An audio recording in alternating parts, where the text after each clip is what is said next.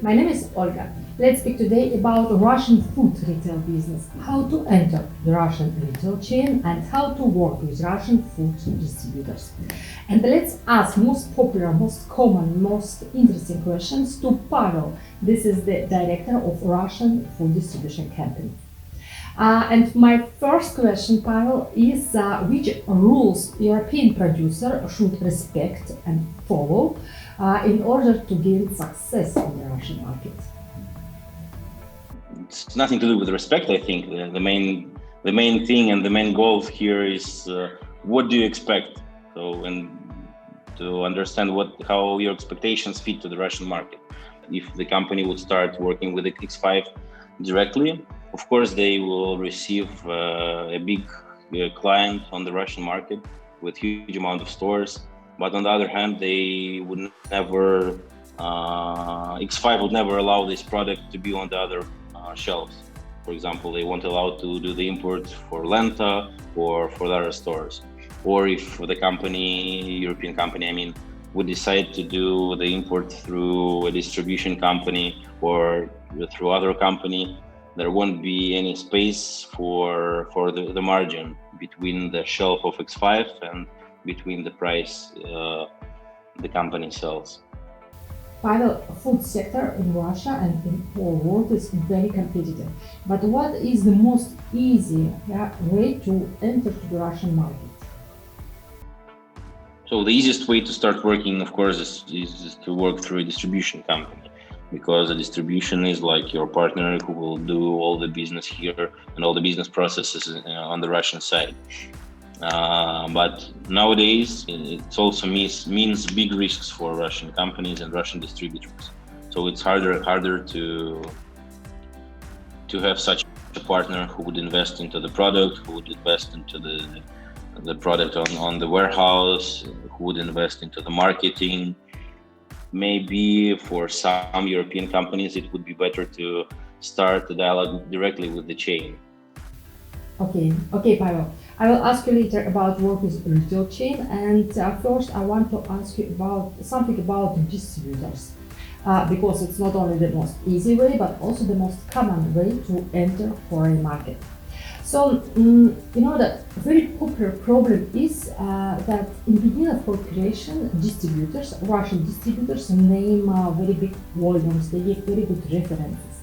And indeed, Russian market is huge and there is a very big consumption power. But in due time, European producers notice that they don't have such volumes. They don't sell such big volumes as it could be possible on the Russian market. What's the problem? How to avoid this? I think that we're living in a fast-moving world and everything is changes. And I, as a distributor, I don't own the brand. I don't invest, for example, 1,000 euro in the project that would bring me money in 5 years, right? Because I don't own the brand. I have the product on my warehouse. So the horizon of my investment would be limited by, a few months. That means that if you want to have a market share, you need to invest not in a few months ahead. You need to invest money and your time into the next years, right? So we launch new projects in Russia. We know how it's hard to start a brand, just to start having good sales. Even with European companies, we used to launch products. For example, we used to work with Iglo company. This company, they are quite big in Europe, and we launched their brand in Russia before the sanctions situation, ruble situation. We did it, but it took a lot of time and investments, not only from our side as a distribution company, but also from them as a producer and the brand owner. So they did invest a lot of money into the product, into the advertisement, into the listing of the product, and so on. And if you, as a producer, expect that distributor would make everything for your product, never. They would say to you, they would say that they will do everything, but of course, it's all about money. You need to understand that they will plan for a few months. They would plan to sell this container in a few months and get their money back. It's all about numbers. So that means that companies should start thinking of taking some of that risk on their side because they own the brand and they want this brand to be presented on the Russian market. And of course, that would help a distributor to be more willing to work with this product. Actually, indeed, in modern times, distributor has more function as a logist or merchandiser, but not as brand developer. European producer should work more and invest more in development of his own brand. That's right. It's also other videos on this channel where I explain about the most efficient and the most interesting tools how to develop a brand in Russia. But other question is how to work directly with retail chain. And the first and main problem is to find the right contact of decision maker of the big retail chain.